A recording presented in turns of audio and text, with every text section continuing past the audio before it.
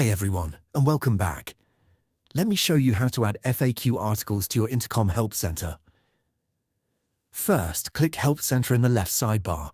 If you haven't set it up yet, click Create Help Center. Now, click Add Collection. This is like a category. Name it Billing or Getting Started. Inside your collection, click Add Article. Give it a clear title, like How to Update Payment Method. Write your answer using short paragraphs and numbered steps. Add screenshots if helpful. Add keywords so customers can find it easily when searching. Set visibility to visible to anyone for public FAQs, then click Publish. Pin important articles to the top of your collection so they're easy to find.